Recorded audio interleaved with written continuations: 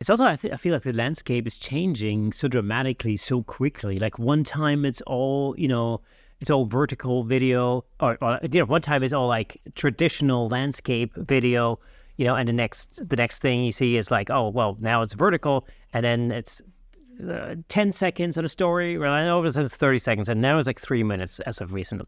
It seems like constantly changing, and that's the part I actually enjoy. It's always a new challenge.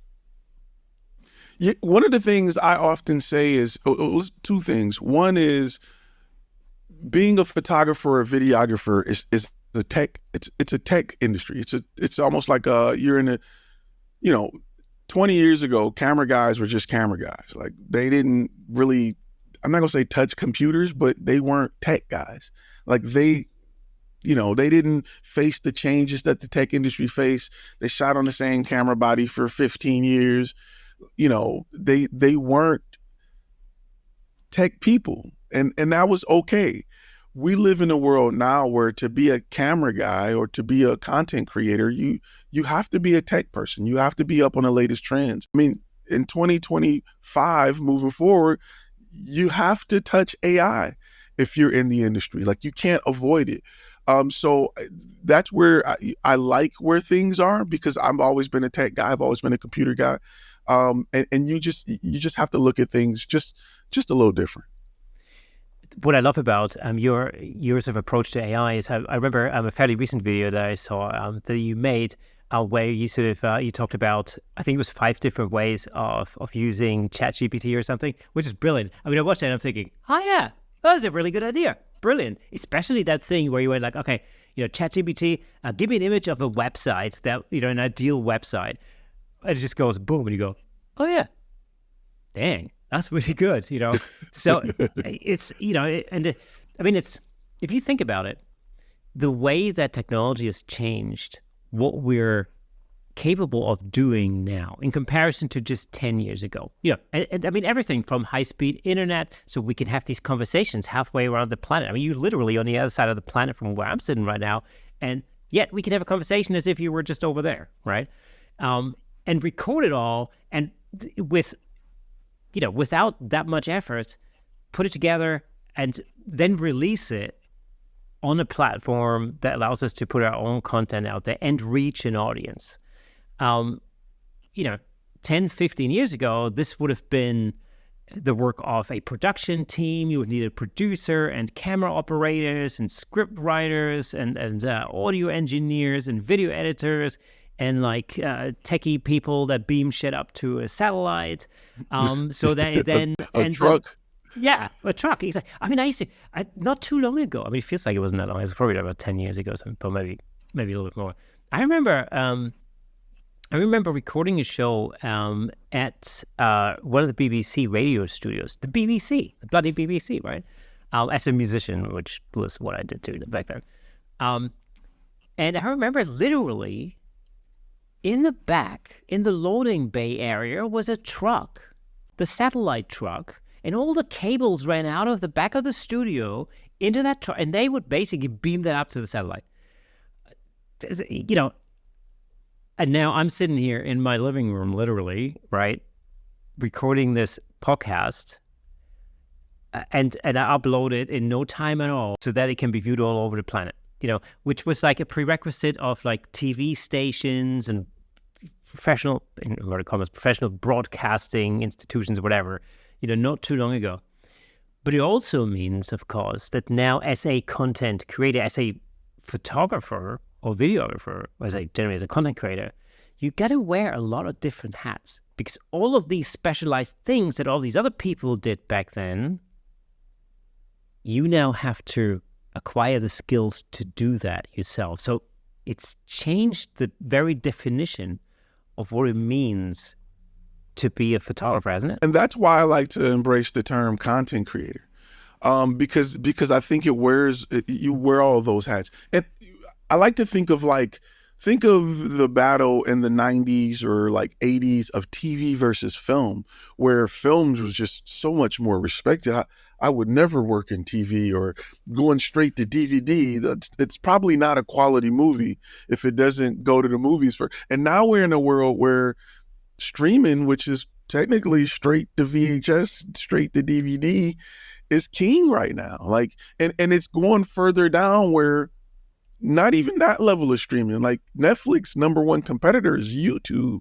So, it's going further and further. I don't want to say down, but it's just shifting from, don't get me wrong, movies are still king, but everything else is close or respected in different ways. And I think that it doesn't take away from your ability to be a great content creator because you don't wear the filmmaker hat. There are times where I want to shoot a movie and I wear the filmmaker hat.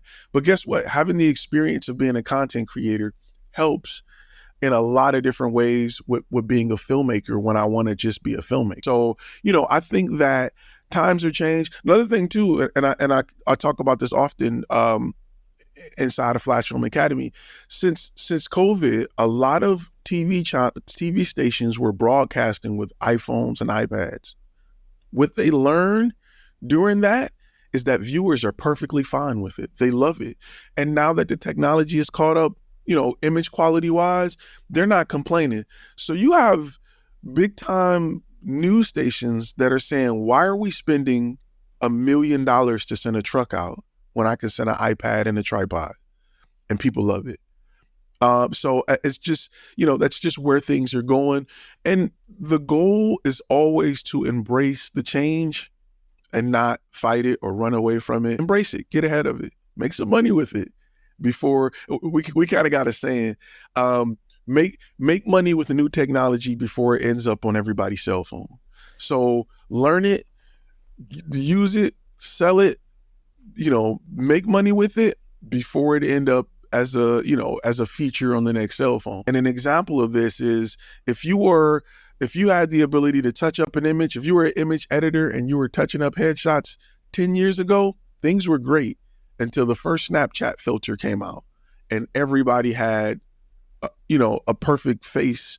And it's just, if you were touching up images, it's just a skill set that needs to either evolve, or if you weren't good at it, it's just hard to beat a free filter on Snapchat.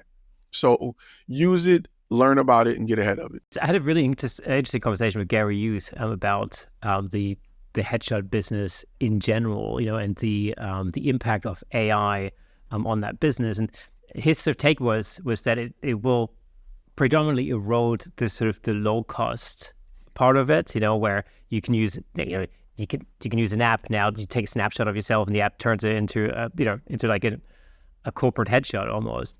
So on that level, it will have an impact. But of course, those people who are after quality and they're more after the experience, and they want to feel the quality,